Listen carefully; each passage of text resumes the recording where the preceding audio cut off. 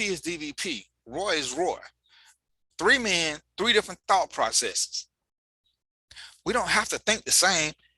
And even if we do, because sometimes we share the same thought. Does that mean that we're sheep because we agree with each other? Or does that mean one of us is a sheep herder? So I'm so tired of people saying everybody is a sheep because they go against what you think. Because at the end of the day, we're all sheep. None of us have a truly independent thought. If Lyle got the vaccine, he's a sheep because he following everybody else. If he didn't get the vaccine, he a sheep because he following a bunch of people that didn't get the vaccine. So why do y'all keep coming up with these idiotic name calling things just because what? It's dumb. And to sit there and try to want to brand people to your way of thinking, because now all you're trying to do is be a sheep herd and get people to come over to your flock and think your way. You know, I shared a post about the vaccine. I don't care if you don't get the vaccine, just don't invade my space. I remember people who said, oh, anybody who get the vaccine, I want to know because I don't want to be around them. I got it. If you want to be around me, fine. If you don't have it, guess what? I don't want to be around you. My issue with non-vaccinated people, and this is not everybody, this is a select few, is that why some of y'all want to get fake cards so you can hang around vaccinated people? Respect me like you want to be respected. Because whether you take it or not is not my concern if you're not in my inner circle. But if you're going to try to be in my inner circle, I do have a right to know if you have a contagious disease that is airborne. See, I don't need to know if Lyle, and I'm Lyle because I know he ain't sensitive, but if Lyle was HIV positive, us breathing the same air won't affect nothing. I don't have a need to know that. None whatsoever. But if there's something that's airborne, hepatitis C, then yeah, I should have access to that because people don't just go out and tell people. And y'all saying, oh, that's my private information. It ain't. If you can affect other people, it ain't your private information. And that's a dumb theory. Because now that goes back to the people who do have HIV. If they want to have sex with somebody, should they tell you? No, because I don't want nobody judging me. And that's why they got laws against them having sex without telling people that they're HIV positive. Because you give them no option. You're invading their personal space. So why is it we feel like whatever it is we want, we got total exclusivity to, and nobody has a right to know? See, we all got our own opinions. Like I said, me and Lyle, we do things. Sometimes we agree. Sometimes we don't. You know who that make wrong? Nobody. It just means we got two different thought processes, and that's okay. And that's what we got to do better. Just respect our differences. If Lyle don't want to take it because he think it's going to make him into an alien, that's Lyle's personal decision. If DVP don't want to take it because he think it's going to turn him into a unicorn, or that's his personal decision. The problem comes when I start trying to tell Lyle, oh, you stupid if you take that. They experiment with you. They doing this. Because I did my research. And this is where things get tricky. This is where things really get tricky. Your research comes from the internet. It didn't come from real world stuff. So you telling me stuff, you find a link, I find a link. You find a link, I find a link. Which one of our links is right? So all we doing is matching link, if that, because some of y'all don't even have links because y'all swear. And again, I've taken the vaccine.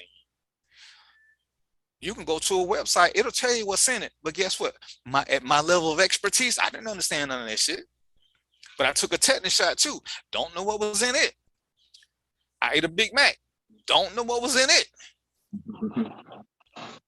Hell, Lyle has washed hair. He can tell you some of the ingredients that's in the shampoo. But I bet, like most people, he can't tell you how some of them ingredients came to be. So we do this on a regular basis. Then we want to act like all of a sudden we scientists and we understand everything we see. And we don't. But to prove a point, oh, I don't do, give me a break, player. You got kids? Did your kids go to public school? Yeah, what's your point? They took the MMR. We've been taking the MMR for years. Don't nobody know what's in it. Nobody knows what's in it. Most of us don't even know what MMR stands for. Now all of a sudden you're worried about that. Oh, it ain't been approved. Do your research. Say it again. Hmm? Where I said, you MMR? know what it's for? Measles, mumps, and measles, rubella. and rubella. Yeah, That's but right. See? do We your know. own research. Do your own research. If you do your research, you'll find out things that are approved in these United States of America ain't approved in other countries. We got the most lax system for approval. That you can't get some foods over here. You get foods over here that you can't get overseas because they ain't healthy. So if you're gonna base everything on the CDC or the FDA, then do your real research.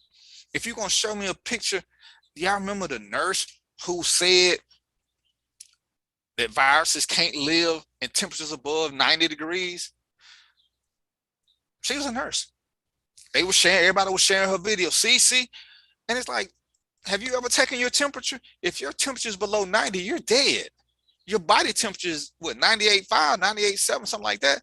So 98.6. yeah. So how do you even take this nurse seriously? So according to her theory, if you're living, you can't catch a cold because the cold is a virus. The cold is a virus.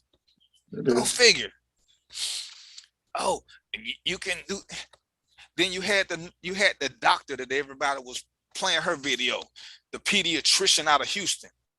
All you gotta do is Google her, because I'm sure some of you medical professionals don't know what a pediatrician is, but a pediatrician works on children. So tell me, because I did my research, how a pediatrician has an 80-year-old patient. There are no 80-year-old children. Sorry, there just aren't. So when you broadcasting these people, when you showing me Silk and Diamond, when you showing me Candace Owens, when you doing this, you ain't telling me nothing. See, I actually know a couple of real doctors. I know a couple who are into entomology and who are into virology and all these specialties. I listen to some of them. There's some things I got questions about I don't understand, and I just don't say nothing. But I don't try to call people names because they disagree with what I think, they disagree with what the doctor said, because we all got choices. See, Lala's drinking beer. DVP hates beer. What does that mean? You know what it means? It means Lyle like beer, DVP don't. That's all it means. It don't mean nothing else. And guess what? Lyle didn't try to make me drink beer. So why do I care? And that's what we got to get out of. Yes, sir. You don't know. You got to stop messing with them crazy people out there on the web who don't know how to agree to disagree, and they want to argue about everything. You know, like you said, when you got differences of opinion, sometimes you got to agree to disagree. You know, it's not worth the fight. And who can say what you? There's an old saying that a man convinced against his will is of the same opinion still. So even though you twist my arm to get me to agree with you, my mind is still going to be thinking what I thought. Unless you can prove it to me with a logical conversation that we can try to agree to disagree, because there's going to be some truth to both our story, but then someone takes theirs to another level and they say, well, but because of this ain't true, then that's why, you know, that isn't and all that. You know, I'll tell you, I don't have as much controversy on the web as you might. But all these people who talk crazy and all that, man, I be hitting that delete button, bro. But see, hey, D, hold up, D, hold up. I gotta jump in real quick because Lyle used the quote. He used it. It's similar to one I heard. It's like one of my favorite quotes. But I got this thing, so it was the only thing positive that I got from this crooked ass pastor. But it says, "A man convinced against his will remains unconvinced." That's the way he said it. Same thing. Yeah. Yeah, it's the same thing, but I like that. I like that quote. Oh yeah. Big Roy, what up? What up? And this is the thing. The only reason I have these debates is for the people in the background, because there are lots of people who's looking, and you know, I don't worry about the one who's doing all the huffing and puffing. You know, it's like they say, you know, just because you talk loud don't mean your argument is bitter. Just because you type in all caps don't make your argument no better. But there are people who are watching in the background. And, you know, I tell people, that's how I end up getting a lot of friend requests, because people want to hear something different. And it's like, hey, you can make your own choice. But look at real stuff. Don't stop. When you give me information from WikiLeaks, I can post something on WikiLeaks. I can make a post on WikiLeaks to say I was the 53rd president and it'll be accepted. And then I can go around and pass it off as fact because it's on the internet. When you're gonna cite sources, use real sources. You'll see like Republicans hate CNN. Normal people hate Fox News. So there are way more news outlets. You can find information if you want to look for it. Because there are times that I won't use CNN, but CNN, MSNBC, they're fair. And this is what I tell people.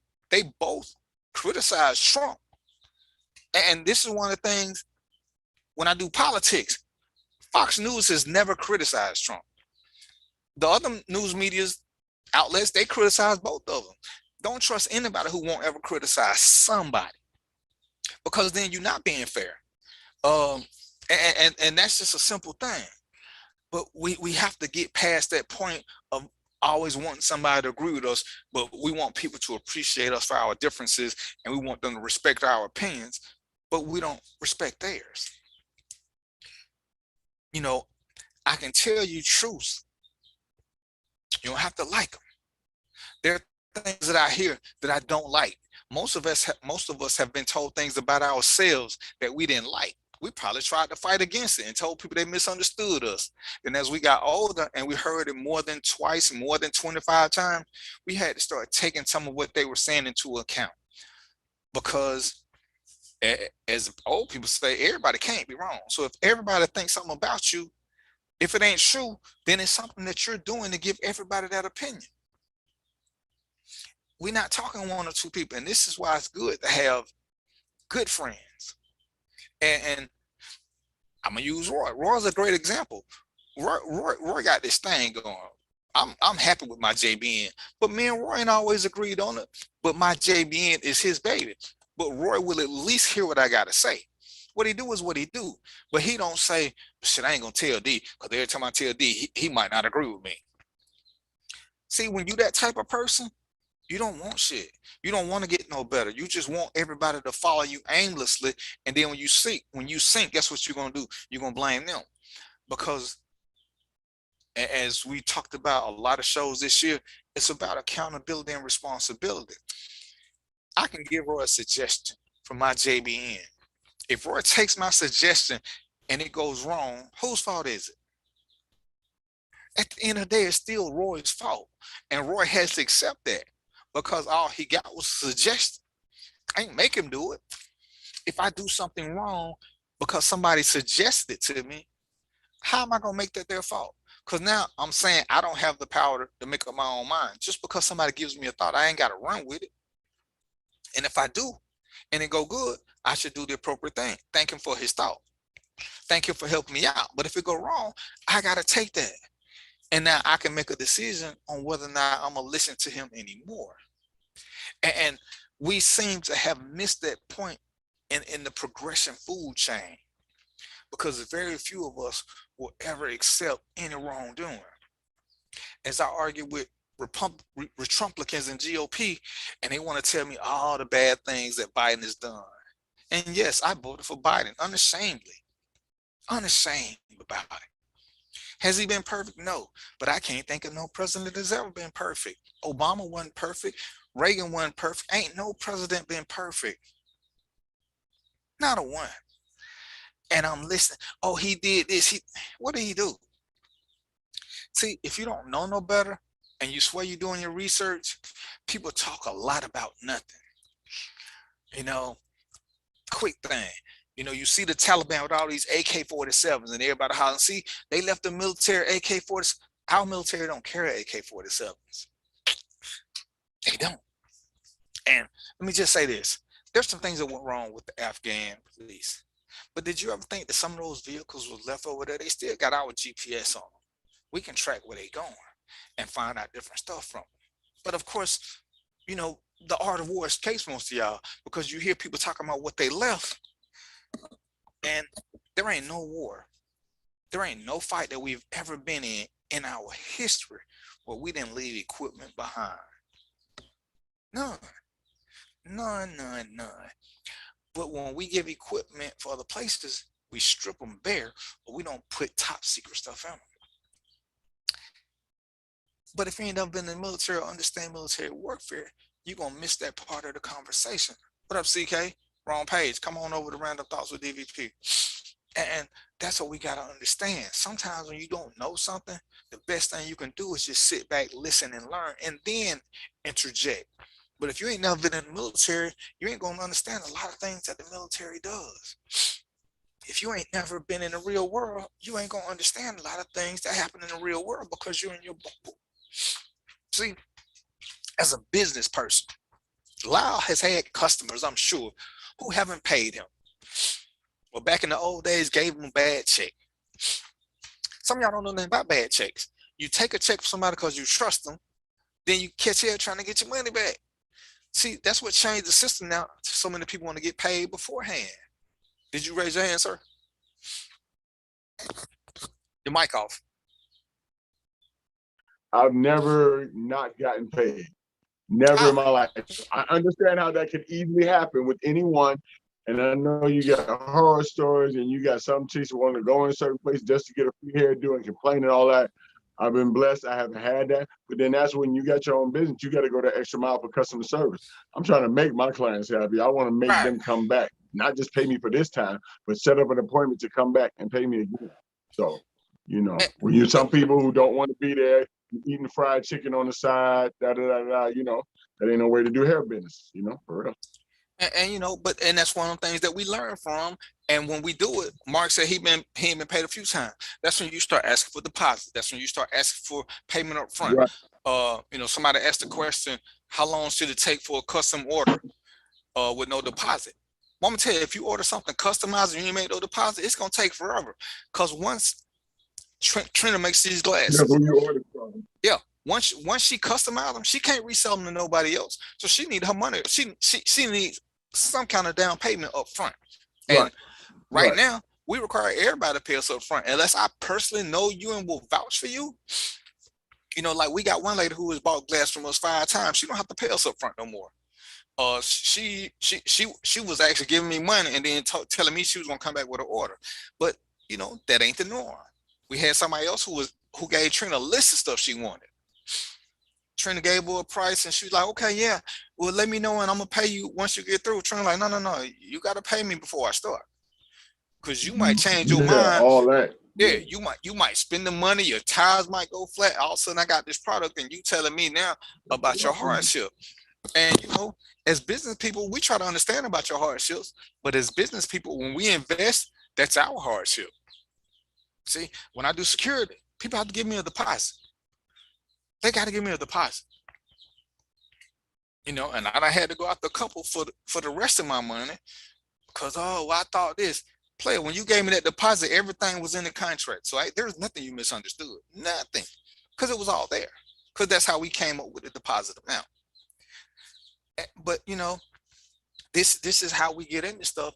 And this is what we got to stop doing. At some point, when you're chasing dollars, because, you know, people love to tell you how much money they got or what they can and can't. Oh, you act like I can't afford it. I ain't saying that. I'm just telling you how much it costs. See, I don't get offended when people tell me how much something costs. I don't take it personal because at the end of the day, that's what I want to know. You know, if I was going to let Lyle do my hair, I'm going to ask beforehand, you know, bro, about how much this going to cost. Because I don't want to sit there, let him do my hair. Then he'd be like $75. And he'd be like, oh, you should have asked. Well, you should have told me. And you'd be surprised at the end. You'd be surprised at the end. Like, what the hell? What was how much? What?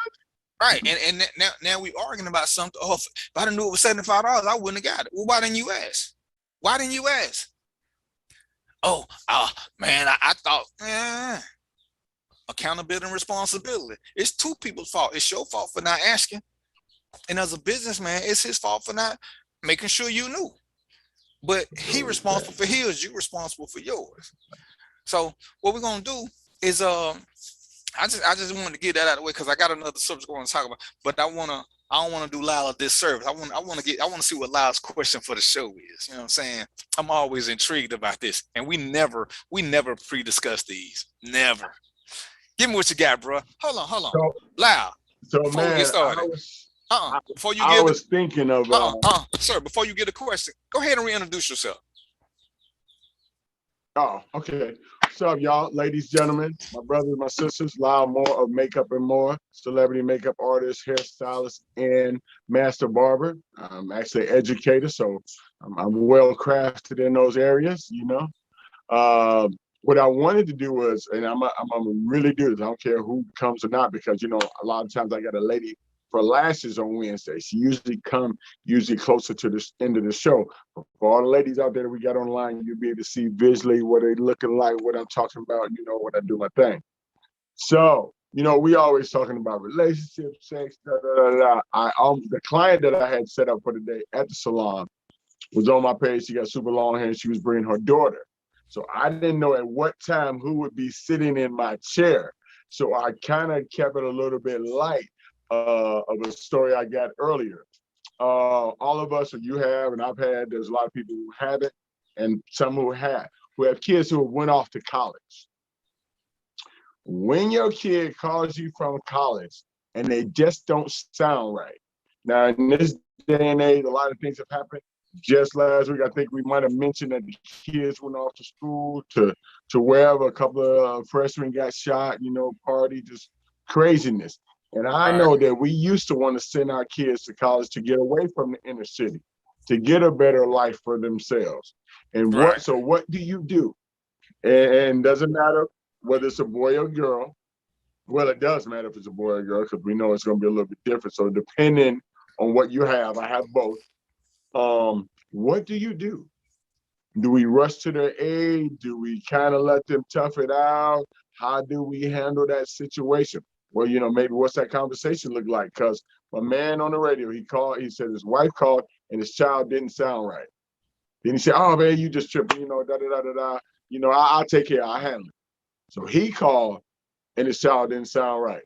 So he's like, oh snap, you know, and then especially as a father, you want to be the protector of your family. What do we do in those situations? And that's my question for you. And I'm gonna pull back on that, because you said something and I like the question, but the bigger question is, what kind of relationship did you have that your child don't want to tell you up front when you ask them? And you know, a lot of us, this is what Dr. Phil said, and I hate Dr. Phil, but this is what he said one time. We like to talk about topics, but we don't discuss. We'll talk about topics, but we don't talk about the actual incident. This is the top. The incident. Why is your child not wanting to tell you? How close are y'all? Because everybody swear they're close with their kids. But if something's going wrong, why is your kid reaching out to you to get information? Because in the scenario that Lyle is giving, which is a really good one, at some point you gotta let your kids grow up. You can't keep running to their aid, and that's why so many kids are they're so But like the shootings, though, how do you know when it's bad, though? How do you know when it's bad and you got to intervene? That's the thought process. Name a place where they don't have shootings. So what are you gonna do? You're gonna stop them going to malls because they're shooting in malls? You're gonna stop them going to church? You're gonna stop them going out to eat? They got shootings everywhere. Only thing you can teach them is to be a little bit safer, how to make better decisions, because crime and violence is not gonna stop. We're humans. Unfortunately, humans are criminal and they're destructive. They ain't gonna never get around that. We ain't never been able to escape that part of our human nature. So, but what we can do is make better decisions about who we hang out with. And as parents, that's one of the things we have to impress upon our kids. Hell, like, man, you grown, and as grown men, we know other grown men that we won't hang out with because we don't deem it to be safe or in our best interest. And some of these grown men that we don't want to hang out with, for other people, they got great reputation, but it's like, nah, I'm good, we'll pass. You know, when I hear people gonna be at certain events, I'm like, nah, I'm good, I'll pass. It ain't because I don't like them. It's just because they bring drama. And I don't, as we were talking about earlier, I don't have time for this drama. And I don't want it. So when the kids go out on their own, hopefully by that time, you've given them a good foundation. And you gotta understand and accept that they're gonna make mistakes. And you know, you don't want them to make a life-altering mistake, but without mistakes, where would we be? Where would we be if we never made mistakes? So some of them we gotta let make them. And if it's your daughter or your son, you know, you want to be at a place where they feel comfortable coming to you to talk. knowing that you won't judge. And I'm of the truest belief that some of them don't tell us because we're going to overreact. Because if they tell us, you know, they may have a plan. But if your daughter called and said oh, you know, I went out with this dude, he was trying to do this, he was trying to do that. Oh, of course, as dads, we're gonna be upset. We already getting in the car. We want to come regulate some stuff. Right. But at the end of the day, who does it really affect? Because now what parents don't realize a lot of times is our actions toward our children leave them with reputations. And now they got to fight through that. But we doing what we think we should do, but they just telling us to give us an FYI. And this is one of the things, you know, we talk about in relationships. This is one of the things that men are really bad at. We don't listen for listening's sake. Sometimes people are just telling us stuff for us to know. They're just sharing. They don't want us to fix a problem. But most of us are problem fixers. And we got to learn how to sit back and just be listeners. Because sometimes all they want to do is just vent to us, and they want us to be quiet and listen. But we got on that hat when they tell us stuff. We think, how can I fix this? How can I fix this? They don't want it to be fixed. They just want to tell somebody. Because women are built to talk it out. Men aren't built to talk it out. Most of us are built just to fix it. And that's what we gotta figure out, that fine line. When is it time to fix? Right. When is it time to just listen? Right. Yeah. And you got to ask them. I would say, you know, when they tell you something's going on, my first question would be, all right, what tips? How you feeling? Are you feeling safe? What do you want to do? You know, do you want to continue to go to school there, or do you think you need to come home? Now, once we had a conversation, I wanted to be more their decision, because I don't want to force them to change. And right. If they want to stay, then you know, I'm gonna go up there with my little toolkit. We know we're gonna change some locks. We're gonna do this. You know, because most schools won't let you have a gun, so that part is kind of out of the equation. Right. But you know, it's like, all right, what are we doing? What are we doing? All right, well, make sure you do this. You know, one of the things that we do in the military is when you first get in, you can't never go nowhere by yourself. But you know, when they first go out, leave home to go to school or wherever, most time that's one of the things they do, because they don't really know a lot of people. In the military, you're forced to blend with strangers. And you know, that's one of the things you got to tell them. Hey, when you're doing something, make sure you let somebody, make sure you go with somebody. Another thing that I learned from one of my friends is they got apps. They got all kind of apps now. My little sister, when she was going to school, my dad put an app on her phone that tracked her to and from school, so he knew where she was all the time. And ladies, if you're gonna go on a date, fellas, I ain't discriminating against y'all, but you know how some of y'all are. But ladies, when you go on a date, let somebody know where you're going and click that app on, and let them be able to follow you, so they can see what's going on, where you been, what you're doing.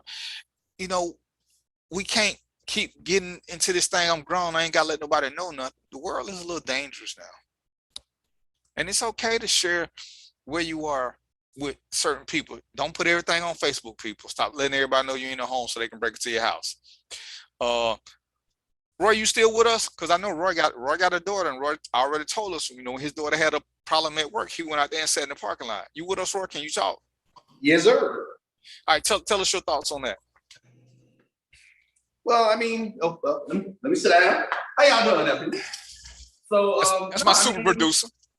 You know, I think you're absolutely right. First off, I mean, you know, and I had to learn that in my life with my daughters, and like now my kids, you know, I have a good relationship with them, and I always told them that I wanted them to feel like they can come to me and talk about anything. You know, and especially once they became adults, I stopped. You know, I'm like, look, I can't judge you on what you do. Your choices is your choices. I told them, especially during their teenage years, you know, high school. Especially, you know, everything I kept telling them, I said, listen, you need to understand something. At this point in your life, the choices that you make are going to affect you for the rest of your life.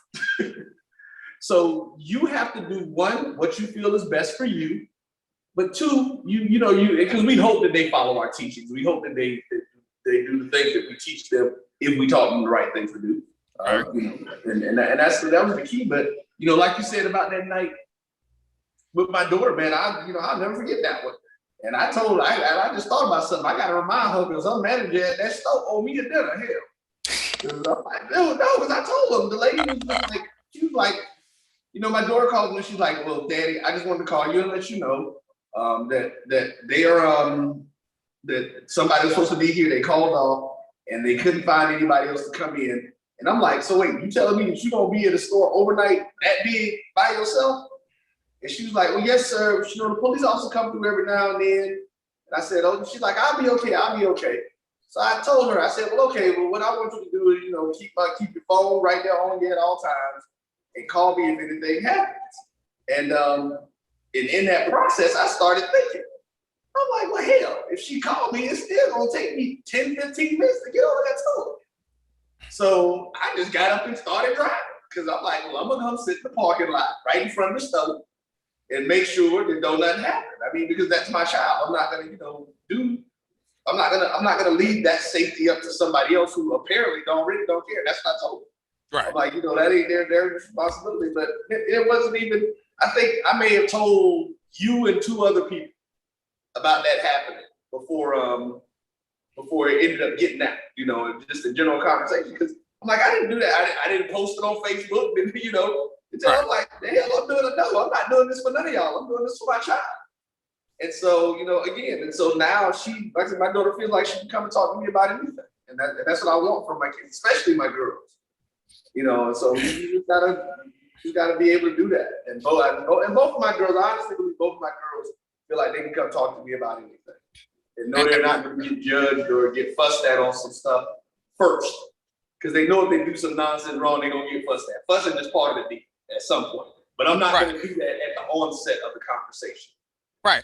And one of the adult things that you did that was great was you didn't tell her to leave her job, because she could have left because her dad said, then she lost her job and then her work history and that ain't.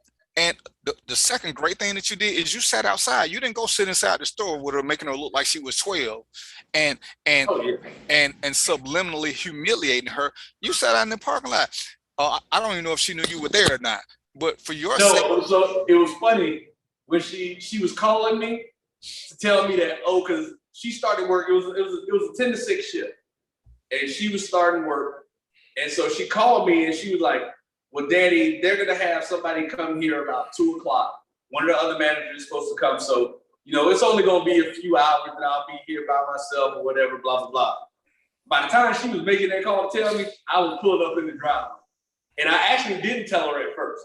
She didn't even know I was out there until I went in to get something to drink, like an hour later. Right, and that's just one of them things, you know, when you know, my kids, you know, I got 2 kids that went into the military, and you know, their mom's hearing stuff and their mom panicking. That, you know, hey, this is just part of life. You know, there are gonna be times when you ain't in a position to respond. You know, when I went to Saudi and they blew up that ship, what was my mama gonna do? Hell, I ain't never been around a ship that's been blown up. I wasn't about that life at that time. What's she gonna do? All she can do is just worry about me. So you know, you gotta make the decision. You gotta leave some of it to your kid, and just talk to them, and you know, comfort them over the phone, comfort them the best way you can. So what would you do, Lyle? Well, not sure. I'm going to say that I like both of your answers. First thing was to ask the question, what do you want to do? What do you think? How do you feel? You know, first of all, they may feel, go along with the question. There's something going on, okay? Right. That's why your child doesn't sound regular. The mom noticed it, you noticed it, it didn't sound right in their voice. Something's going on. I understand. I wasn't even thinking about the openness of how you relate or how you talking. I'm just saying, you hear something in their voice. Right. Not that they don't want to tell you, they may not be making a big deal of it. So I'm still thinking in parent mode and how much of us parents we are. Do we let them kind of tough it out, you know, because we don't know if it's super serious, or you got to ask some questions, or do we jump to fix it all the time? And so I'm thinking, no, we can't do that. But then in Roy's instance, he wanted to, and she was only 15 minutes away. Shit, think your child was in college or away, because all of my kids went away to school, HBCUs, but it was at least 2 to 3 hours away. And my daughter went the furthest to South Carolina State University, and she's the youngest. So she was 4 hours away. So it would have took me longer to get to her. Right. But I can remember, and there was nothing really wrong. But my daughter was going through pleasure. She's an AKA, right?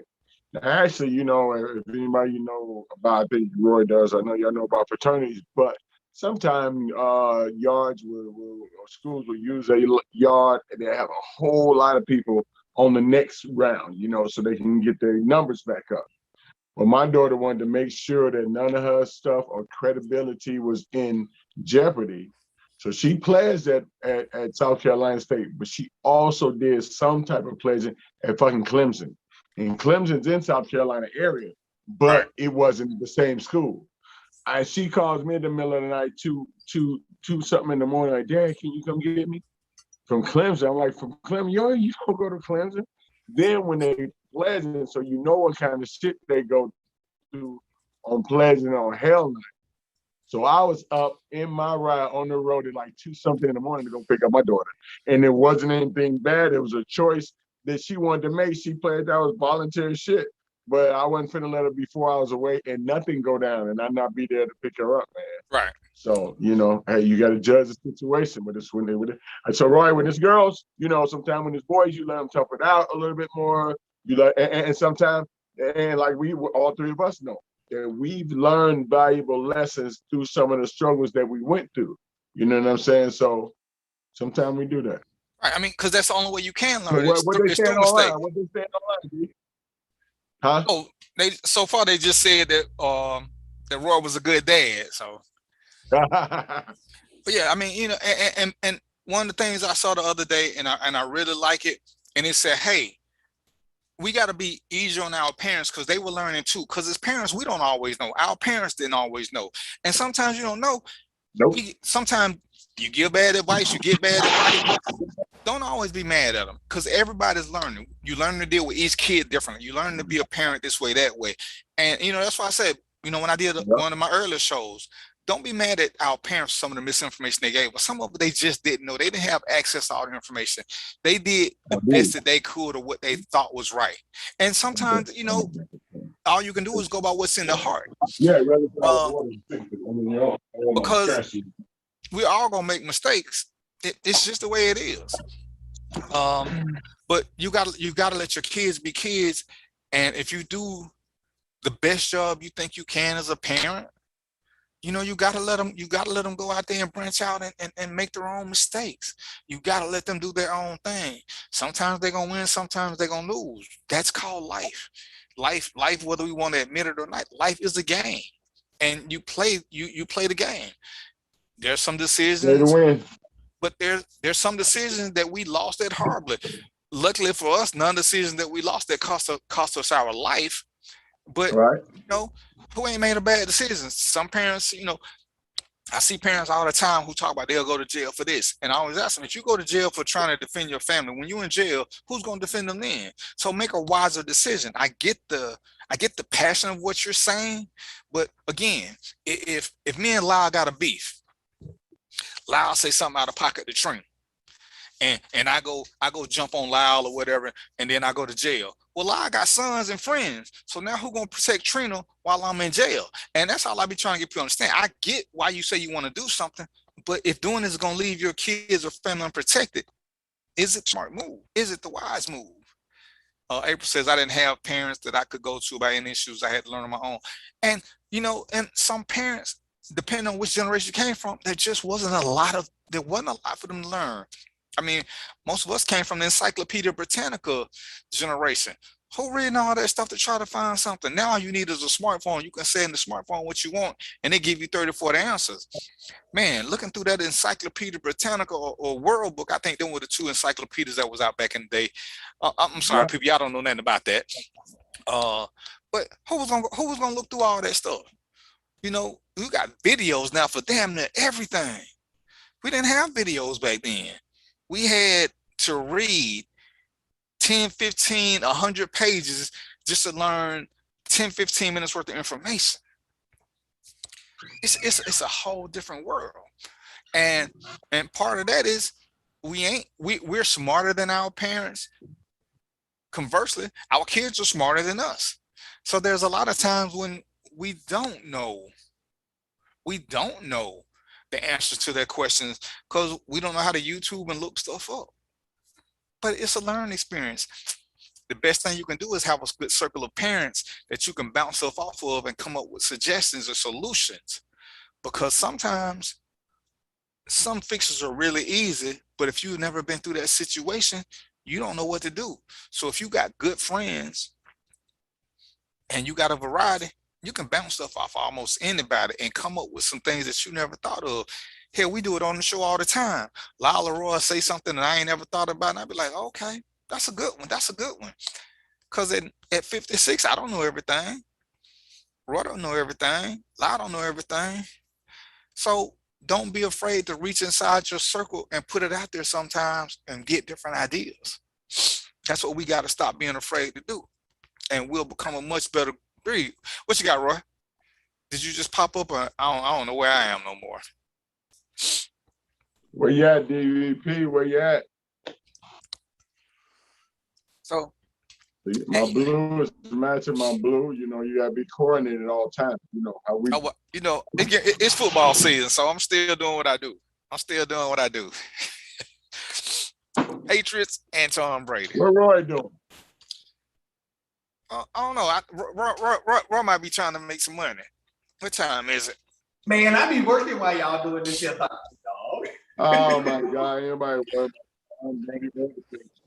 Yeah, I'm producing. Yeah, we got. Well, and I'll say this actually because you always asking me this stuff anyway, man. We got a lot of stuff getting ready to start happening, coming through and going through and out of September. You guys are gonna actually start seeing a whole lot of new things and changes, some different looks and feels and style on the network. We're gonna be doing some stuff. We're gonna, gotta get folks. I'm gonna go ahead and run the picture. I think I got it over here now. See, no, I don't even have it on yours. I thought I put your thing over here. But we need y'all to go download the app, man. Cause yeah, we got some amazing stuff that's getting ready to start happening. And October is gonna be the thing. D, I don't know if you need to go, D and La, y'all need to go to my page, man, and read the post that I did on my birthday yesterday. Because I said, the statement that I made is that the next 18 months for the Jericho Broadcast Networks and the Black College Sports Network, which is our primary part of the network, they are going to be the most transformative 18 months, not just for this company, but for Black media in general across the country since 1955. And I made a statement. Actually, I repeated a statement that was actually said to me back in 2007 by someone who I consider a role model and an idol, Earl Graves Sr., for what he did with Black Enterprise. We are getting ready to make some changes, and some things that happened during the month of August really opened my eyes and made me pay attention and look at some different things. But one of the things that I did realize is that at this point now, the people that I need in place to help really execute and push some of this stuff through are here. Because certain things we're able to keep going in during some situations, and we getting ready to change the world, baby boy. And don't worry, like Lyle, I'm gonna bring you fully into the fold. We're gonna be calling you real soon with some stuff. I gotta get past this weekend because we got a bunch of people out on assignment this week, so I need to get some stuff done. But yeah, bro, it's that time. And your boy didn't showed up, so I'm gonna jump out of his chair and let him do his thing. So did he? Oh, he showed up on CP time? Yeah, man. Roger that. Okay. Well, ask your question one more time. Let's get Aaron's answer because he got daughters. Ask me your question again, Lyle.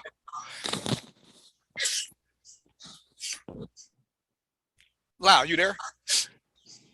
Look like you froze on. Uh-oh.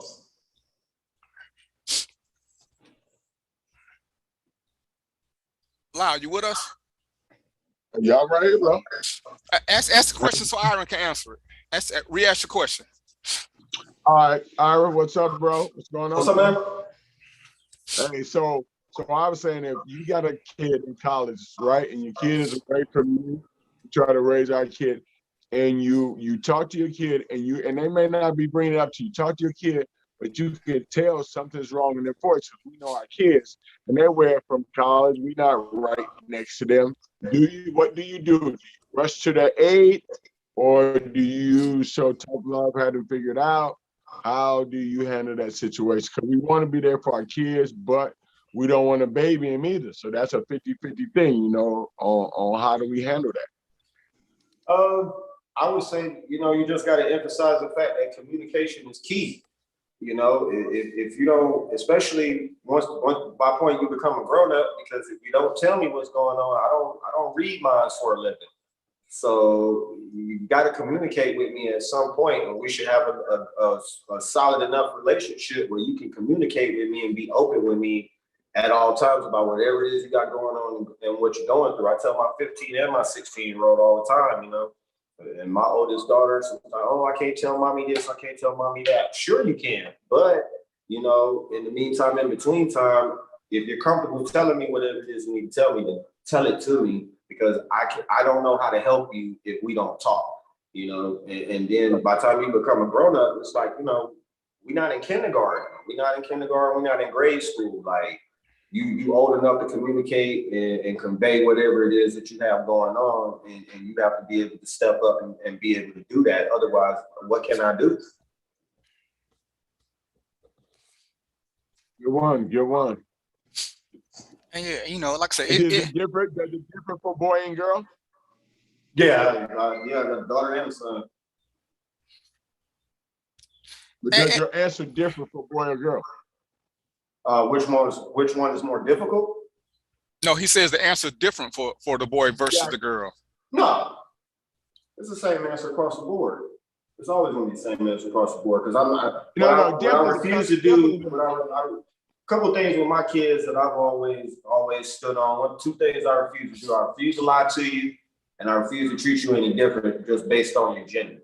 I'm going to treat you both the same. I tell my son to chill out, and, you know, on the girls, and don't try to, you know, be chasing everything that got a vagina. Just like I tell my daughter, you know, watch out for these boys and watch out for what you're doing, because I've been there, done that as a teenager myself, just being a little badass running around. So, you know, I tell both my kids the same thing. It ain't nothing changed.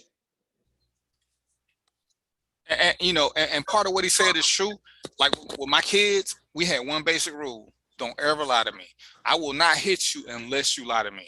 Anything else we can negotiate. You may get punished, but I will never spank you for lying.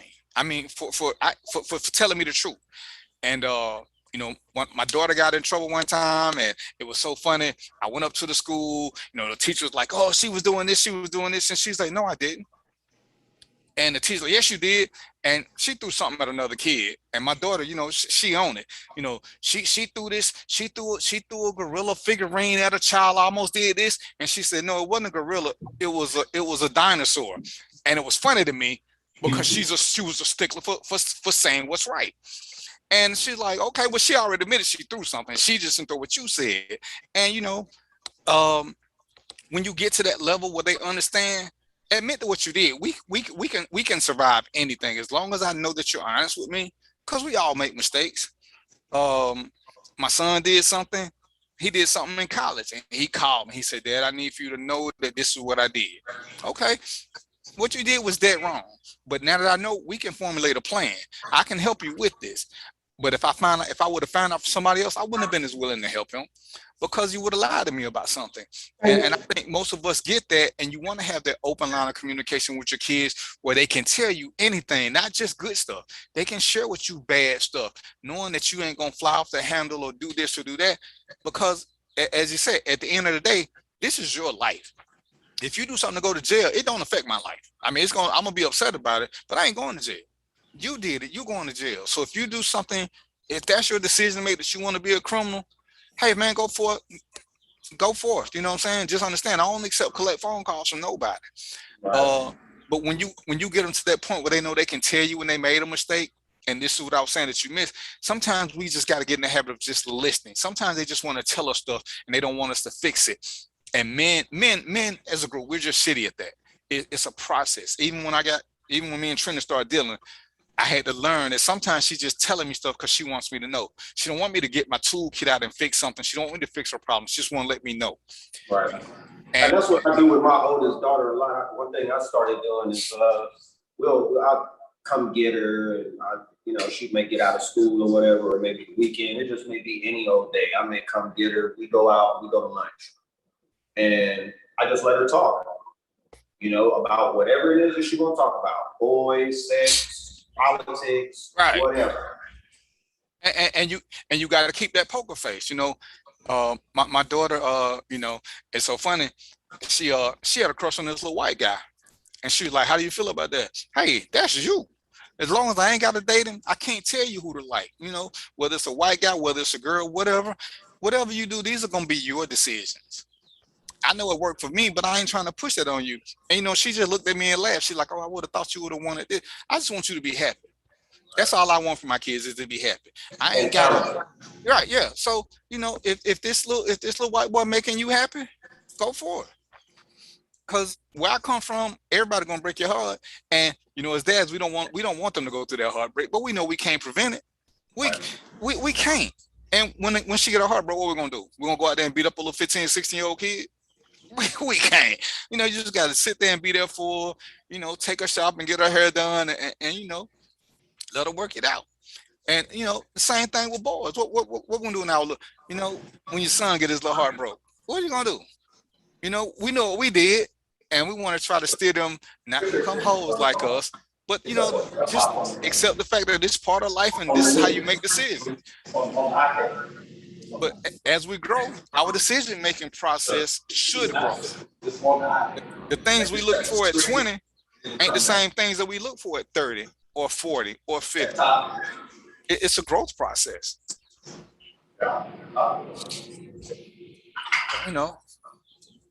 Microphone. You gotta cut your microphone on. No shit. I said, no, I still want him to look 30. You said what now?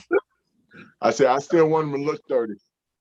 I'm not changing from 20 to 30. I want the same shit I wanted back then. Yeah. But yeah, and I'm gonna watch the video. We're gonna do that next week because I wanted you to be here, but I hadn't seen it. But yeah, and what kind of video you got?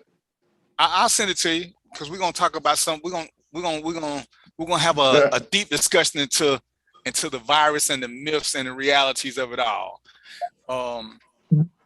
But all right. One of the things that we got to do better about is stop thinking that we know it all because we have a title, whether it's parent, whether it's show host. Be open to different ideas. Be open to suggestion. More importantly, be open to change. Yeah. How old are you again, Lyle? How old am I? Yeah. 29. Okay, Lyle is 29, and he going straight to hell for that bad lie. But 57. At 57, what Lyle has done has worked for him. It's got him to 57. Good, bad, or indifferent. So if Lyle say, "Hey, this will work for me," it got me this far. Hey, Aaron, I think we got that background noise coming from you or Roy. Yep. Oh, it's probably Yeah, it's you. All right, at 57, everything that Lyle has done has worked for him. So he rightly could say he don't need to change a lot of things. At 56, everything I've done has worked for me because I made it this far. But who's to say which way is right? His way is working for him. My way is right for me. Aaron's way is going to be a totally different way. And that's what we got to stop thinking. Just because something worked for me, it's going to work for everybody else. What up? You said, check this out. What's up? Exactly. But in these 57 years, you were saying how my plans work for me and stuff like that. But here's the other side. For those other things that didn't work and we learned those lessons, then that's why we should be more open to listen to other people and to get other opinions. It's the narrow-minded people who keep to their ways that work and forget about the shit that didn't work. All right, that didn't work. Let me not worry about it. I'm just feeling focused on this and how well I did in this. But when you look at all things around and say, I was good at this, but I might not have been so great at this. So maybe I need to listen in this area. Maybe I don't know every fucking thing. And maybe I can listen to some other people. I think that makes you more open person and not so narrow-minded. I think that broadens your scope of a human being, really. And at the end of the day, it ain't nothing wrong. When I teach at the academy, this is what I always tell people. It ain't nothing wrong with having more tools on your tool belt. You know, having a flathead screwdriver is a great tool because flatheads will fix almost anything. But guess what? You can get a long flathead, you can get a small, you can get 16, 20 different types of flatheads. Ain't nothing wrong with having a bunch of different flatheads because there ain't no one size fits all. Because if you're trying to fix your watch, that regular flathead screwdriver ain't gonna work. You're gonna need one of them little super tiny ones. And this is what we gotta be open to hearing different things and be like, damn, you know what, that might just work. Even though Iron is, you know, he's still a baby, he got good information that he could give me because he came up in a different generation. Just because I made it to 56 don't mean I can tell him everything. I can tell him everything that I did. And he can listen, he can say, okay, I want to try this, I don't want to try that. And that's the same thing we do with our kids, because we don't want them to make mistakes, but how can we prevent them from making mistakes when we still making mistakes? How am I supposed to stop my son from being wrong when I got a history of wrong? Because I can't think of a whole year I went without ever being wrong. And I'm sure that's generational. Aaron, have you had a year yet when you ain't been wrong?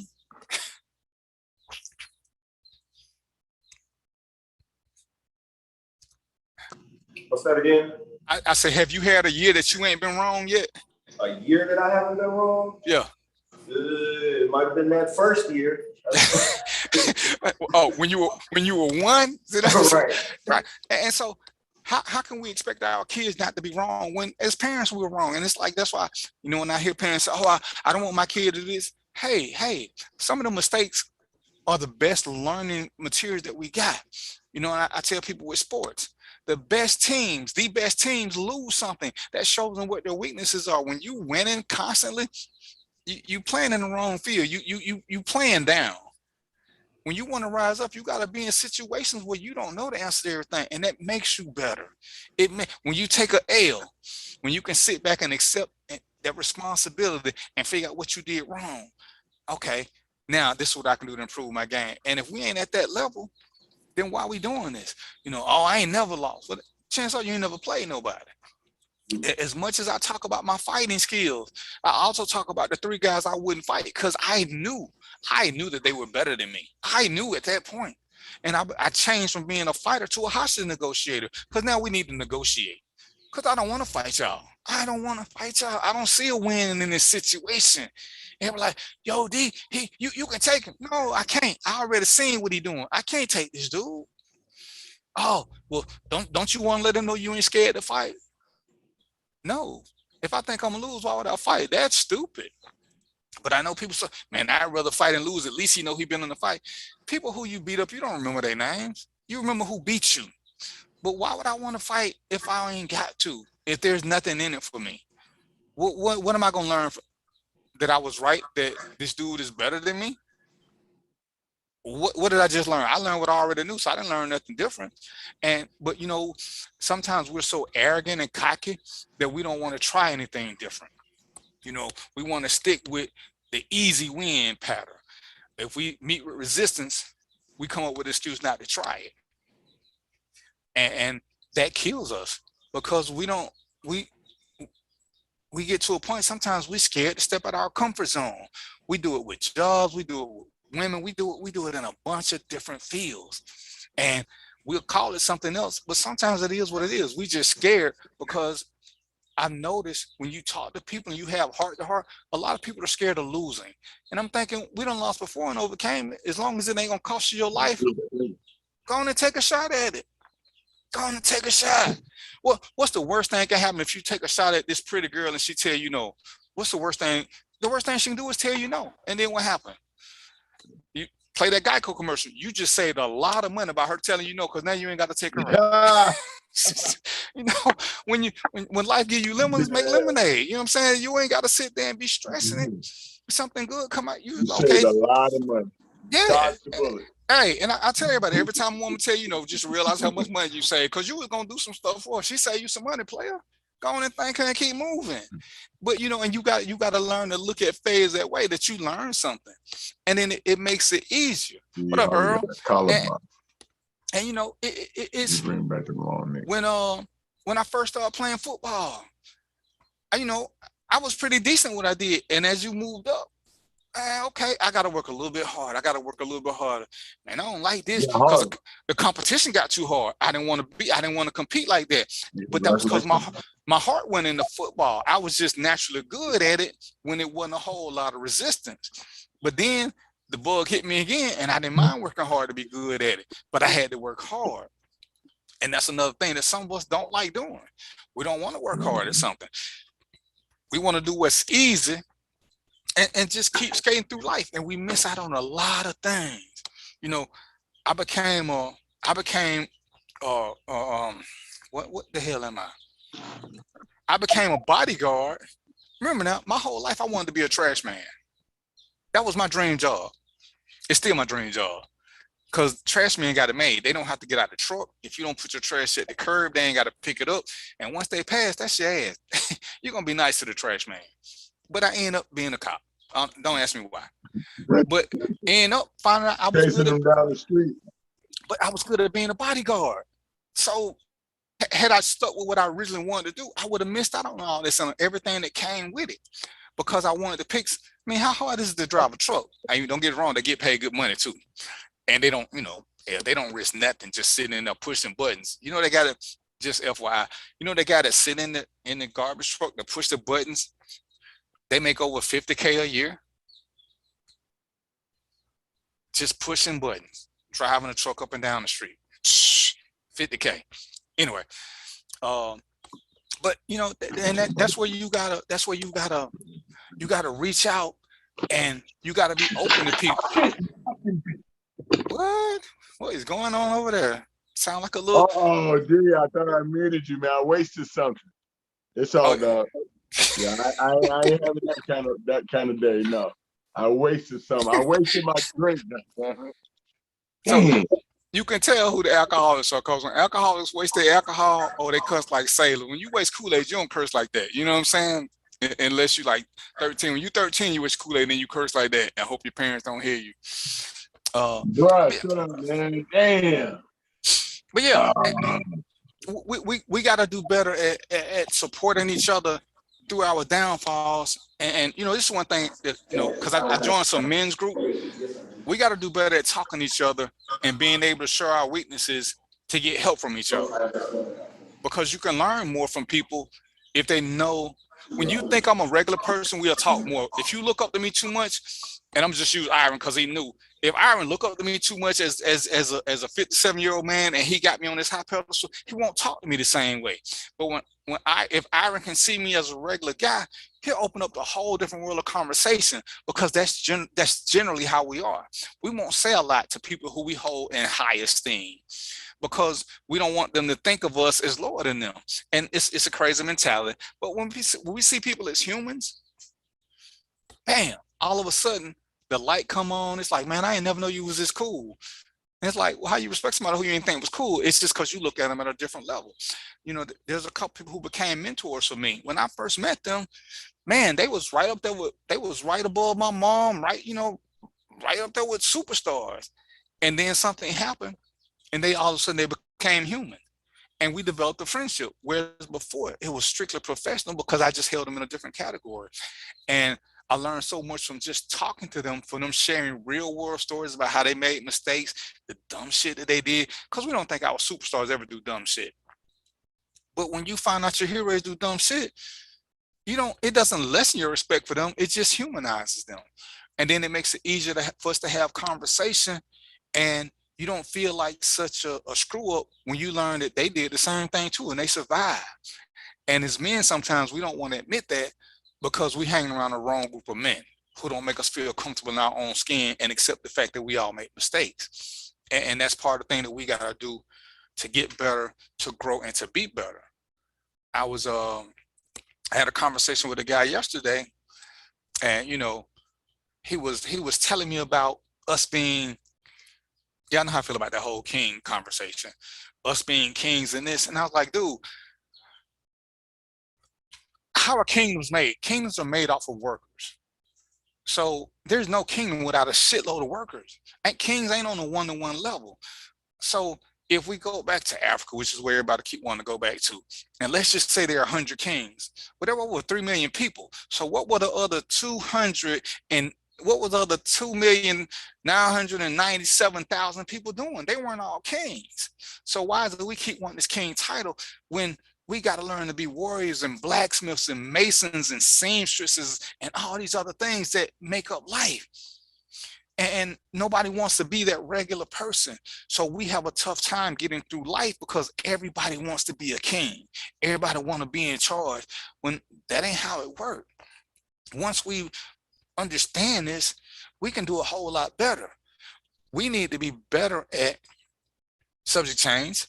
We need to be much better at protecting our women. Every time something happens, men are the biggest crybaby victims on the planet. And I watch these posts, and we're not finna get into semantics. Everybody does bad stuff, men and women. But when men and black men especially, we love to try to shame black women. But no matter what we do, who's always got our back? It's always been the black woman. We look at the George Floyd video. Who videoed that? That's a little black girl. While you got black men standing there talking trash about what should happen, nobody did anything. We talk about all these black guys, but nobody talks about Breonna Taylor. Ain't nothing happened with her case yet. And where the black men stand up demanding justice for Breonna Taylor, like women were demanding justice for black men. This is something that we got to do better about. We got to do better at protecting the next generation, or 2 or 3, as opposed to sitting back always wanting to be victims and complaining about what women don't do. Because most of us have had a black woman or 6 that had our back and got us through some stuff when we were at our lowest points. And now we want to sit back and try to shame them for body types, for hair types, for this, for that, just for no reason whatsoever, to make us feel better about what? About what? Why is it that if I met Iron's daughter, or if I was on the street and something was going on with Iron's daughter, would I sit back and say, oh, I ain't gonna help her, she not my daughter, why should I help? These conversations. That's dumb and self-destructive. Random thoughts. Why would I say about our kids in college? What we do in college? Why would I say I won't protect a woman who ain't related to me, or who, or in a relationship with me? That makes no sense. We got to do a better job of protecting each other, period. There was a post, and we wanted to have a conversation about, and Iron is a great example. Iron has a daughter. Iron has a son. And I'm listening to women tell me why they can't raise sons, and I'm listening to men tell me why they can't raise daughters, and it seems to be based on sex, and which is insane, because good people are good people. And I'm gonna stick to the theory. A lot of good men came from single parents. They came from single mothers. And you know what I'm gonna stay with? What better way to practice being a gentleman than to practice with your mama? You can't practice being a gentleman with your dad. It ain't the same. With your mama, you can learn to open doors. You can learn to do this. You can learn to do that. And I'm listening. I can't teach them how to do this. I can't, as a woman, I can't teach my son how to handle this, how to handle his emotions. Well, we all handle emotions differently. That ain't a sexist thing. Iron could be super sensitive.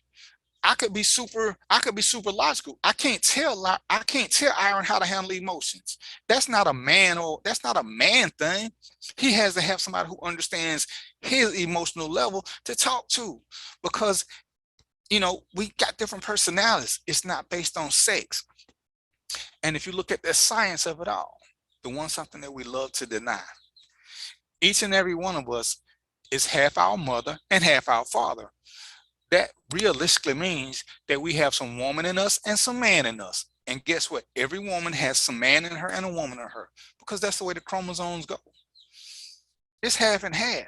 So we all have some feminine tendencies. All women have some masculine tendencies. It's pure genetics. So from an emotional standpoint, a woman could talk to Iron, a woman could talk to DVP, a woman can tell Lie how to handle the emotions if they understand his emotional level. That has nothing to do with sexism. Oh, well, I can't teach a man, I can't teach my son how to stand up and pee. I was like, are you serious? I don't know of a father who just stood up and how do you teach your kids to pee? I mean, you tell them what to do and that's it. I mean, how was that a male dominated thing? So what happens? What do single parents supposed to do? They don't teach their kids nothing if their kid is of the opposite sex. You know, I was blessed that with my daughter, I did have a wife. Yeah, I was uncomfortable trying to tell her how to bathe, so I let my wife do it. Now I would sit in there and talk to her because, you know, kids are kids. They just think everything is everything. But at that point, you know, YouTube wasn't as popular. But there are very few things that that are sex dominant where you can't teach them. Iron can teach his daughter how to do math. Iron can teach his daughter how to be a good person. Iron can teach his daughter how to change a tire. The same things he can teach his son. It's not sex specific. It's person specific. Iron can teach his kids how to be good people. Iron can teach his kids how not to overly judge people for the wrongest reasons. He can't just, oh, I can teach my son, but I can't teach my daughter this. That's a cop-out. Because if he had to get custody, Iron, would you refuse custody of your daughter just because she's a girl and you can't teach a girl how to be a girl? Absolutely not. That's what communities are for. If we're honest, some of us had great parents, but we learned more from school and hanging out with other people than we did from our parents. So I don't understand why we feel the need to run from that. To me, it's insane. What are your thoughts on that, gentlemen? I think that we kind of live in a culture where everything is a competition. You know, we want to compete and point the finger at each other. Okay, well, black women suck most. Oh no, we black men suck most. And it's an ego trip. And nobody is holding themselves accountable for the bullshit that we do. You know, and that is my biggest issue, like as far as our community is concerned. I can't talk about other communities because I'm not part of those communities.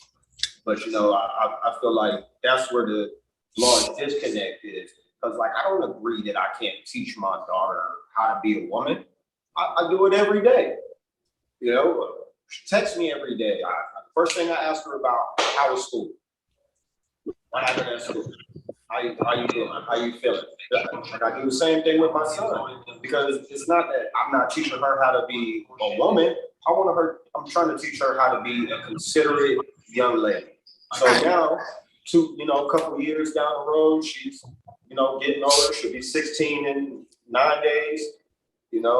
She'll text me back, "Hey Dad, how was work?" It was cool. So I don't think it's necessarily teaching. I think we got to get out of that mind frame. Oh, I'm trying to teach him how to be a man. I'm trying to teach your child how to be an adult, a good person. Yeah, teach him how to be a responsible, accountable, loving, considerate, respectful adult. And everything else will fall into place. Exactly. With my daughters, part of what I always taught them was don't open that car door. So yeah, when they go out on dates, they know that the man is supposed to come open the door for them. You know what I'm saying? There are little things that you can teach them. And it just goes to a mentality. Oh, well, I can't teach her how to change a pad. Well, it comes with instructions. There's videos for that. There's nothing that we can't do unless you just limit yourself. Life is just that simple. Because I guarantee you, her mom didn't go in there and they did a walkthrough. Her mom gonna do the same thing that I would do. Go over the directions, actually understand. Yeah, as men, we're a little bit more sensitive. We don't want to do it. That's our sensitive side, because we're so logical. Because if we're logical, we know it's got to be done, so just do it. But our sensitive side, yeah, we don't want to do it. But if you're the father and you're a single parent, what are you gonna do? You're gonna draft some woman to go, you're gonna draft some strange woman to go in the bathroom with your daughter and do this with her? Of course not. But a lot of times, a lot of what we learn from our peers. So you got to put them in a good position, put them in a good village where they can pick up things that, like we did, we taught. Because no, I ain't gonna say no, because I would be lying. Most teenagers don't want to have a sex conversation with their kid because most parents aren't that cool. You know, my first wife didn't want to talk to my son at all about sex. And I was like, you gotta be shitting me, right? You know he gonna do it. My oldest daughter, her mom, she didn't want to have that chat either. And it is crazy because she was, I think, she was 19, she was going on 19 when she had her. Well, her first child she had when she was 16. So my method of thinking was, yo, you the perfect person to talk to her about this as a teenager. Nope. I don't want her to make the mistakes that I made. Yep. Well, why is it? Do you regret having a daughter? No. So why was it a mistake? But let's keep reality there. And we've learned throughout history. The more you tell kids about something, the less likely they are to random experiment. When, you know, one of the fun things I remember is, I know I drink tequila. My kid kept looking at me. I want to taste. So you know what? I gave them a little shot. Kids hate to taste the alcohol. So guess what? For the longest, they wouldn't drink. I took my kids shooting just so they could fit. They didn't like it. They didn't want to touch guns because, as opposed to keeping it from a secret and having them try to find out on their own and doing something dumb, let's go to the range. This is what we're gonna do. Get everything hooked up. You know, my son, once he got to be like 18, 19, he got into guns. But at first he hated them because of that, the bang, the kick, all the other good stuff. But I went on ahead and introduced him to him. We would talk about him from time to time because he knew we could have that conversation. You know, am I cool with you sitting down with your kids and drinking at home? Hey, if that's what you want to do, that's fine. I wouldn't do it, but I can't knock nobody else if that's what they want to do, because they will emulate us. Because normally I didn't drink around my kids, but every now and then they would catch me having a drink, and I wanted, here you go. After that, they just wanted water. But we're not finna sit down and do certain things. But that was my way. But we gotta be more open to letting them see certain things, and that way, that's how you can start the conversation. Let them know you cool with this. You know, I knew my son was a good looking little fella. To think that he was gonna wait till he got married to have sex, it sounded cute. But in my reality, it wasn't gonna happen.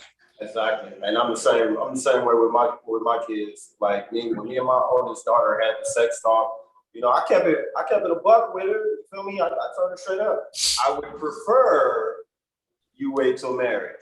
Right. But I've been seeing teenage boys looking at my daughter sideways since she was 10 years old. You know, she knows she's a good looking girl. I get it. And then at the same time, like you mentioned about not so much knowing that you're cool, but knowing that you're honest. Right. You know, so, you know, my daughter asked me straight up, when did you use your virginity, Dad? Hard conversation to have, but I had to have it. Because rule number one, don't lie to your kid. Don't lie. And you know, it's crazy. And I want to make sure you hear, when I did the show with women, and I asked them, you know, so when y'all, you know, everybody like, oh yeah, me and my daughters, we cool. We could talk about anything. And I asked all of them the same question. So do you tell your daughter about vibrators? And you can see them all clench up. And you know, I ain't got no beef with it, but if we're being honest, and I did another survey, most women didn't learn to enjoy sex until their late 20s.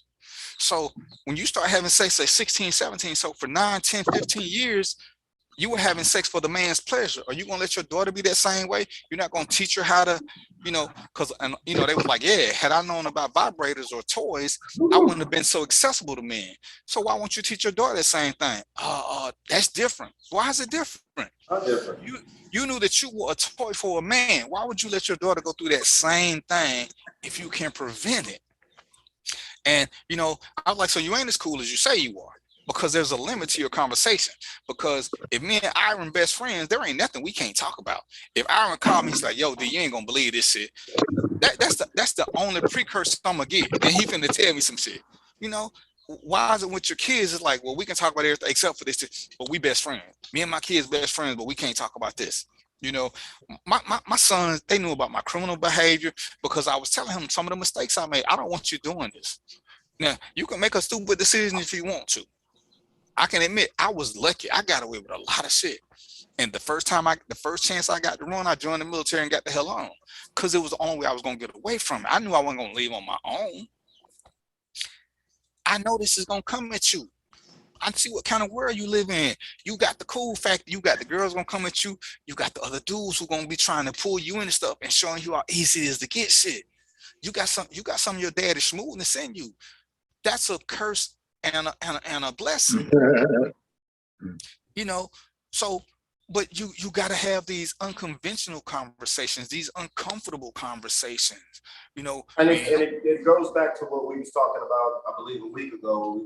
We were basically saying, you know, we cannot raise our kids like we were raised. Right. Because back in the day, the way we was raised, you know, I couldn't go to my mama and talk about no sex, or my auntie and talk about no sex, or my granny, and then, man, you better get out of here with that.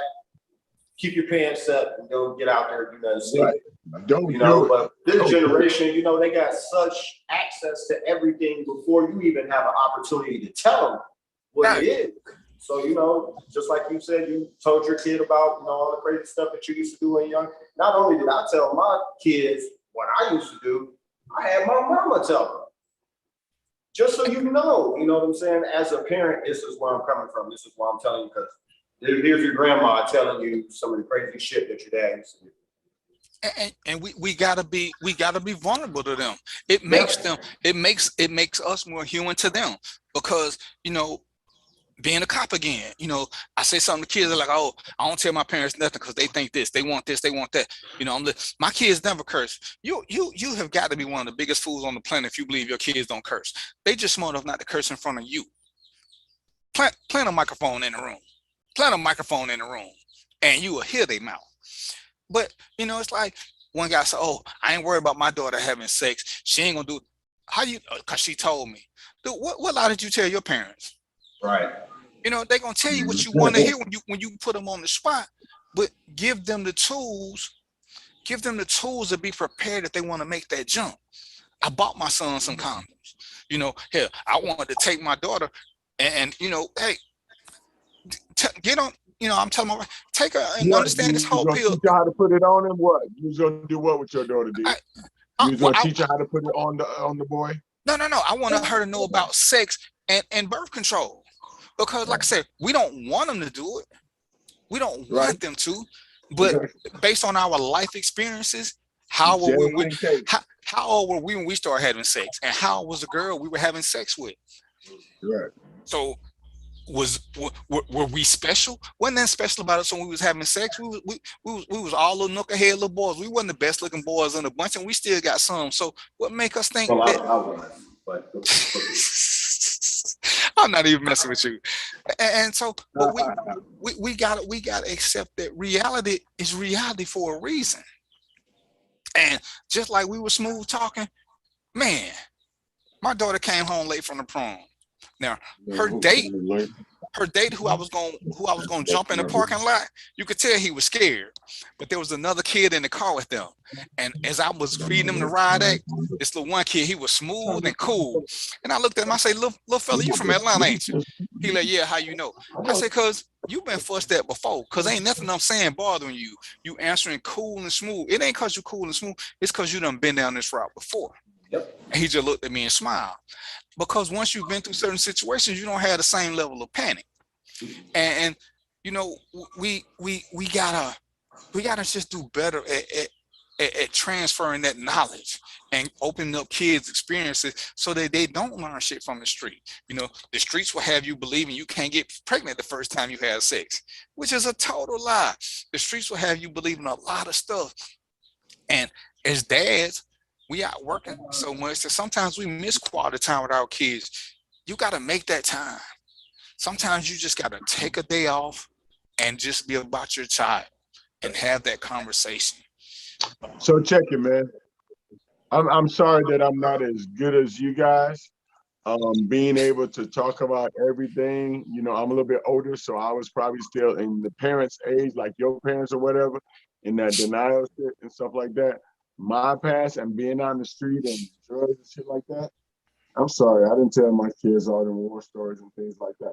It's prevalent in my life. I told my homeboy, one of my homeboys who's real close to me, I told him, and some of the shit was so crazy, he didn't even freaking believe me. But I'm like, dude, that's real shit. That's what it was like.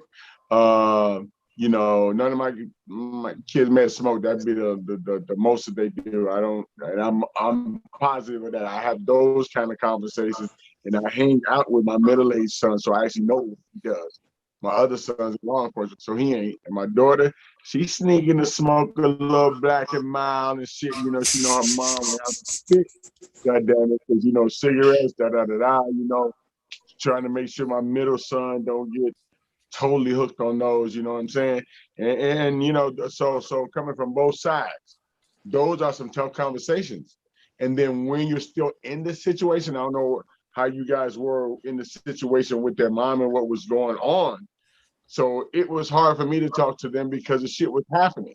It wasn't no in the past. So, me and your mom went through this, and I know you said about your past and teenage years, but what the hell was happening or was going on was goddamn present. So it was hard to say, not what your dad used to do, but man, your dad is doing this, or your dad is this dude. That's trust me. That's some hard shit. I had to have a lot of those uncomfortable conversations too, because like you said, my daughter will be 16 on the 10th. About 8, 9 years ago, where I was at? I was in somebody's jail cell.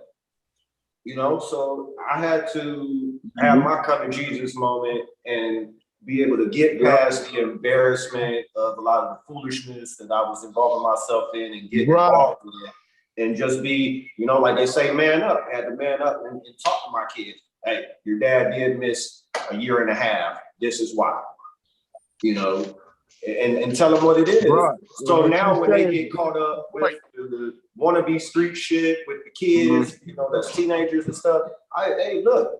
She knows what she knows now about her dad, so it's easier for her to be receptive to my approach, to be like, okay, you shouldn't do that. Like we was talking about 3 weeks ago. I picked her up from work.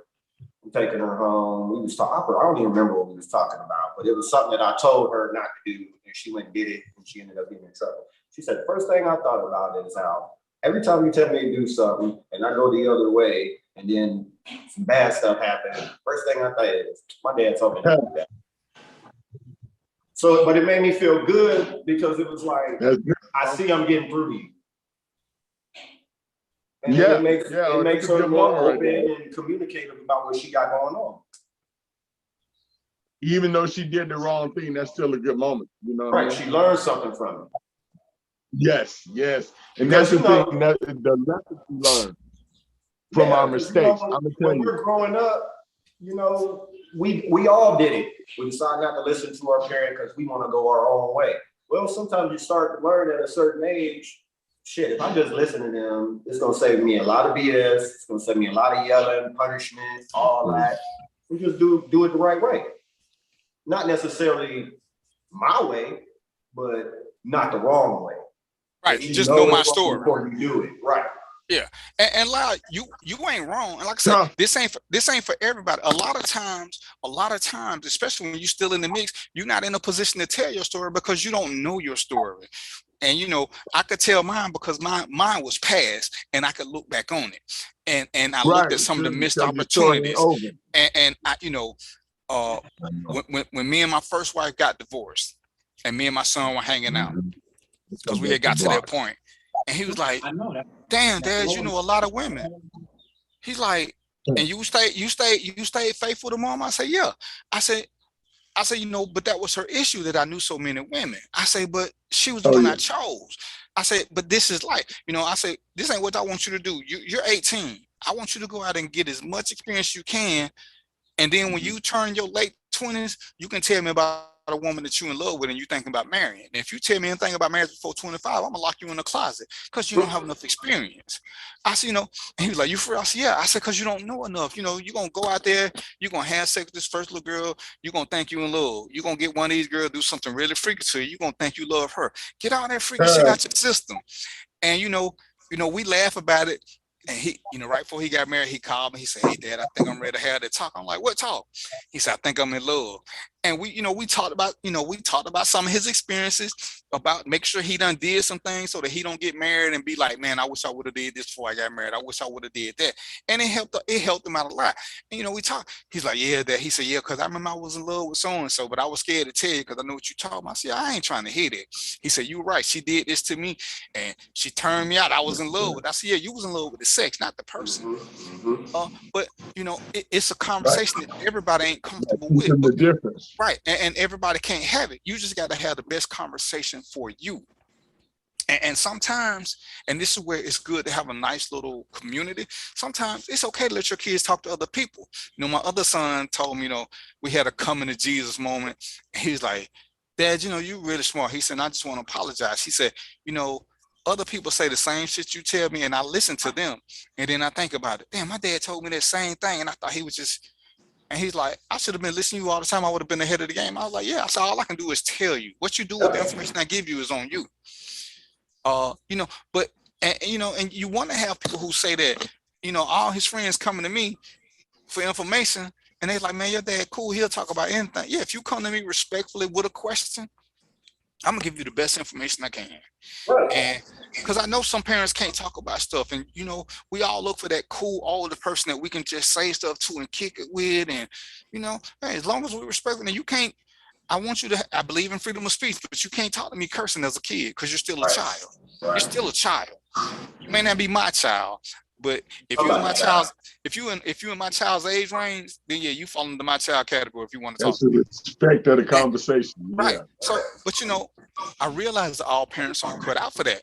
And so, as a village, we have to pick up the slack.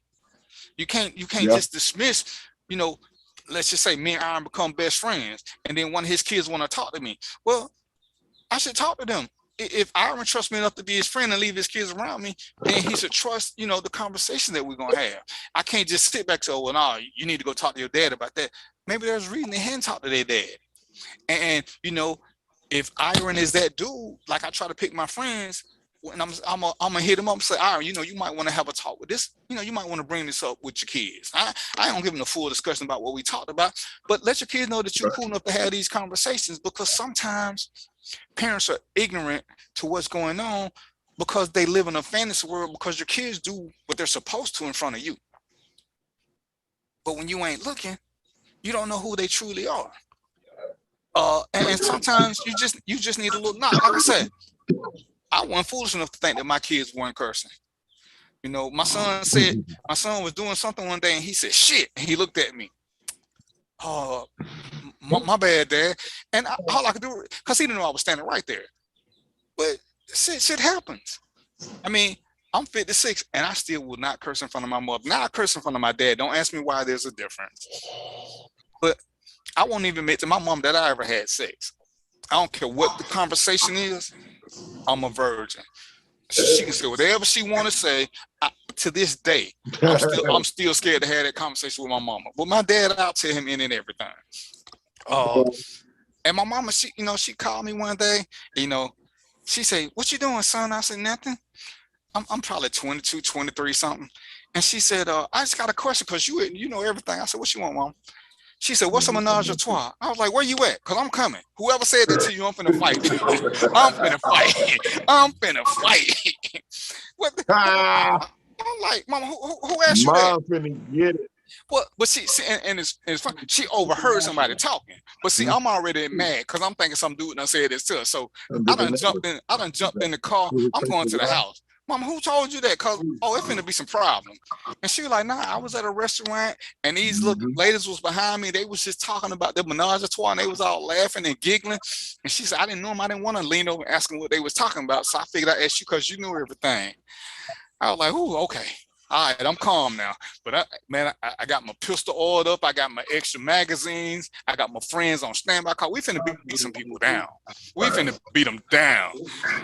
But and I still didn't tell her what it meant.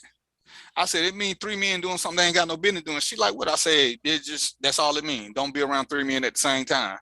But you want to be there for your kids, or like I say, at least have a good village, a good base for them.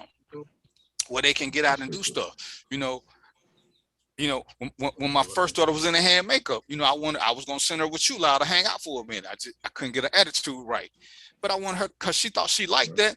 I'm like, yeah, I'm gonna let you go hang out with Lyle for a minute. Lyle ain't gonna do nothing wrong. He gonna look after you like you his. But I couldn't get her attitude right, so she won't get no reward for being bad. So she missed out on that. But Right. that's what we got to do. So so yeah, and we gotta build a strong community Yo, and a bigger support system. You said something, well, I Lyle? talked to my sons. Sometime, or this is what I was saying. Sometimes we can be a voice in the community and we don't really realize it. I hoop with my son's friends. I'm over his crib sometimes, drinking brews, watching games and stuff like that. But he's got a source of friends that he had since grammar school. So he done been through grammar school, high school, and college. So I've been knowing some of them over 10 years or whatever. And they're always saying how I'm dropping different knowledge, and sometimes I don't really realize it. Right. So I'm saying sometimes and all of them have had dads, or maybe their dad went around at a certain time, maybe lived in a different place or whatever. But they watch how I am with my son, and if they ever with him, how we all interact and things, and they, had that comfortable feel. One of them told me he just got a girl pregnant. He said, "Yo, Pops." He said, "Man, I got a little one on the way, Pops." I said, "Okay." I said, "So now what you gonna do?" I said, "Now you really got to step up." I said, "If you really got a good girl and she ain't one of them chicken heads that just happened to get pregnant, you got to be down for her." He's about the third one in the group, third or fourth one in the group of my son's friends who have kids and who are being responsible, stepping up to the plate. One, I think Nick is married. Diab is about to get married. They set a date. They had their second kid, man. So the example you set, even though I'm not with my girl, and they didn't told me this point blank, but them coming to my house for years and years when my son was at McKeitron and playing ball and seeing the interaction, seeing me and my wife together, even though we're not together now, that set a good example for them on what they want their life to kind of be like. It may not turn out that way, but that's the direction you want to go. And that's the kind of example you want to set. So now I'm not married anymore. You know what my son tells me? And his boy said, "Well, you didn't live your life. You raised us, you did your thing. It's almost like whatever you do, I don't give a fuck as long as you're happy." You know what I mean? So when you do that and you set that precedent, even with the young men around you, then even if you ain't there for the 30, well, I did 27 years. Even if y'all don't Right. whether till death do us part, you still put a strong impact on what marriage is supposed to be. Right. Because you'll never know who listening, paying Who attention. listen, who watch. Yep. And it's like I have people inbox me when I talk about the whole single parent thing. Got like, man, I got a girl pregnant.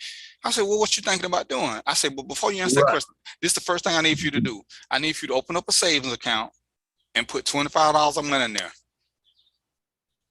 And he's like, what's this for? No matter what else. I said, that's gonna be for your child. I said, so when the baby born, you already got some funds set up. I said, keep putting money in there. Even if you get put on child support, put no less than $25 a month. I want you to put $25 a week in there, depending on what kind of job you got. Because that's money that's gonna come in handy. Go on and set it up where you start saving for your kids. Every time you have a kid, open up a savings account and put money for them. Start off with, the smart, like I said, if you can't do but $25 a month, that's $400 a year. You figure $400 a year for 10, 15 years, that's a nice little piece of change that you can get them when they graduate. But put that away from them. You don't have to start out with $100 like everybody keep trying you to do, because don't nobody know what kind of job they got. Now, if they got a good job, right, if they got a good job, put away more, but at least put away $25 a month. Because if you can't afford $25 a month, you shouldn't even think about having a kid. Now, if you and a mama get together, fine, you still keep that money to the side and just leave it over there and don't touch it. When your child graduate, give it to him as a graduation present, and let that be that. Because like I try to share little financial nuggets that I learned along the way, of little things that will help us save money when we don't think about it. Because most of us don't think about tomorrow like that, especially when it comes to kids. And most of us have some disposable income because we do little shit. We go out and buy a pair of shoes, them Nikes. That's money that you could have been putting away. $5 a week ain't a whole lot of money for nobody. Well, for most of us. And but those are just little nuggets. So it's what time is it? It's 7:45 ish, 7:47. We'll go ahead and end this because I just got my daughter back. She's been gone the whole summer, so I picked up this morning. I want to go on and get this show. So I got company at the house, and I ain't seen my daughter in 3 months. I want to go play with her, and I got some new chicks, so we're gonna play around and do that stuff. I ain't know what you said. You got some new chicks? What? Yeah. See, to me and Alvin, that sounds different. I got some, for my eggs. I got chickens that's gonna lay green eggs and blue eggs and all chicken. That. So for those of y'all that want homegrown eggs, I got them eating, the good stuff. Holla at a player. Now, if you want colored eggs, I'm telling you now, they're gonna cost more. Like I said, everybody seen the brown and the white, but I'm gonna have some green eggs, some blue eggs, and I got some special chickens. But anyway, as we getting ready to close, they're hatching them in color. Yeah, they come out color. Chickens are hatching in color. The eggs Don't come out color. Paint them over there with your little. No, sir. We don't need Peter knocking on. No, that's just what they do. Okay. All right. So I'm gonna let my super co-producer go first. Aaron, tell them what's going on with you and what you got going on. We're still working on this sold out boxing podcast. I'm gonna go ahead and drop the name right quick, but that's coming. It's in the chamber. We have the Red Tails Classic this weekend. That is Alabama State. We got Alabama State and Miles on Saturday. Oh yeah, Alabama State Miles Saturday. Tuskegee and Fort Valley. And Tuskegee and Fort Valley for I think that's the Red Tails Classic. Whoa. You got Tuskegee and Fort Valley? Yep. My son graduated from Fort Valley. His wife graduated from Tuskegee. That's gonna be crazy. I got a couple cats that I work with. One went to Alabama State. He planned on coming down to the game, and there's another cat I work with. He actually went to Tuskegee. They live here in Atlanta. But one of them used to play ball with Tuskegee with him and a couple of friends. The game is going to be here? No, it's going to be in Montgomery. In Montgomery, okay. Yep. Okay. Because I'm about to go to Huntsville. My son don't even live here no more. He live in Huntsville. So I'm about to go to Alabama this weekend. But we got barbecue. We going to be kicking it. Kids got sports. Yeah, it's going to be good. I wish he was in Birmingham. It's only an hour away. It'll be a little quicker for me to run up there and get some ribs. Hour away from where? Hour away from. Wow. Okay. We don't have to get up, bro. Yeah, we got to. Sound like a plan. Hey, I'm gonna have to get on one of those sports shows. Last time Roy had me do a sports show, they tried to kick me out the barbershop. They didn't invite me back because I knew more about sports than any athletes they had. Yeah, I guess they thought I was playing about this, but I know my football. I'm a Patriot guy, but I ain't a homer. I know football. So yeah. All right. So Lyle, tell them what's going on with you, sir. Man, this weekend, I'm gonna be doing a lot more in salon stuff. I'm getting my page revamped. Y'all be looking out for Makeup and More. I might be on one of the apps for making appointments. So for haircuts, fades, the barbering, have no shoe polish, no paint. But if you want your edge up done right, we can make that happen. And ladies, whatever you need, catch me Makeup and More on Instagram or on Facebook. And I do have a website, makeupandmore.com. You'll see some of my stuff on there. Oh, look at him stepping up to the 21st century. I'm proud of you, boy. I'm proud of you. Dude, hold up. Wes says, dude, your website, I knew I had it. He said, dude, your website is up. I'm on it right now. He texted me. This was last week, because I started getting up with him like last week or whatever. He did some pages for me. So yeah, shouts out to Wes, crazy with the graphics, man. He done a couple of things for me already. But yeah, I'm getting that page right. Then he telling me about an Instagram business page. I said, dude, I only got one page on Instagram. I don't know about the damn business page. I got 2 on Facebook. He's intermixing those. So anytime I post something on Instagram, which I kind of had that, it automatically goes to Facebook. But he's doing a lot of technical stuff that has to be right on there, man. So, shouts out to him. So I was gonna be doing a lot of hair this weekend. I don't know because I'm going out of town. So if y'all don't get with me tomorrow, Friday, peace. That's what's up. And y'all know who I am. I'm DVP. I'm the host of Random Thoughts with DVP. And we're gonna come back next week. We're gonna bring some fire next week. Like I say, we're gonna make sure Aaron get to work early because this is gonna be one of his subjects. I know he's gonna chime in on. And I'm bringing a little smoke next week. So we're gonna have some adult beverages, and we're gonna have Aaron. He was slacking this week. You know, he spoiled me last week with all his little quick graphics because he was quick with it. He spoiled me, so I ain't getting it this week. So I'm gonna put him on the spot. I'm gonna give him some graphics so we can keep it moving. I know he already ready. Oh, I definitely got you. I'm trying to work on putting Lyle's site up right now before we close out.